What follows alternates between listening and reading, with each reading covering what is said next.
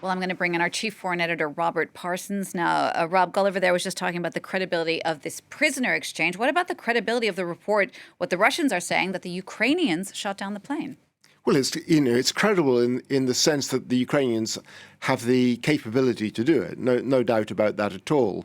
And it didn't happen very far from the Ukrainian border. We know that the Ukrainians have regularly been attacking the city of Belgrade, which is very near where this incident happened.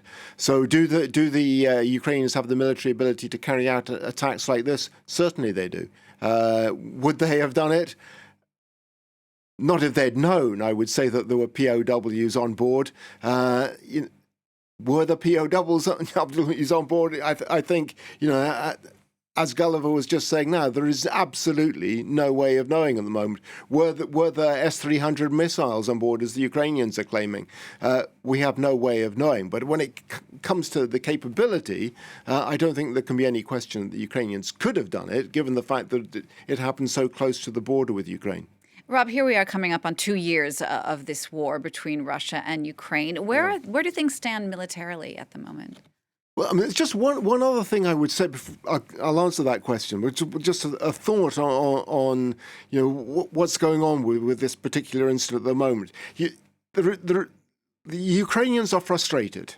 They have been under constant attack by the Russians on their territory for 2 years now, without having real capability to strike back, thus far at least, into Russia, although there has been an increase in the ability of the Ukrainians to strike deeper and deeper into Russia, as we've seen over the last few months using drones.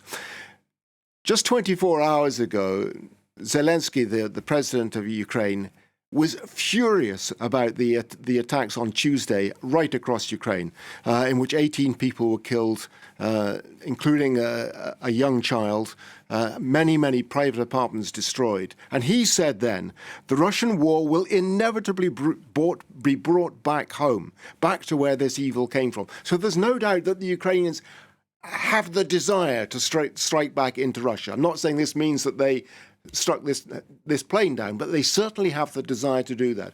And that's why they're asking in part for the missiles that they've been asking for from the Germans, amongst others. They're trying to persuade the Germans to give them Taurus missiles, cruise missiles, which will allow them to strike deeper into Russia, incidentally. And it's one of the reasons why the Germans are reluctant to give them.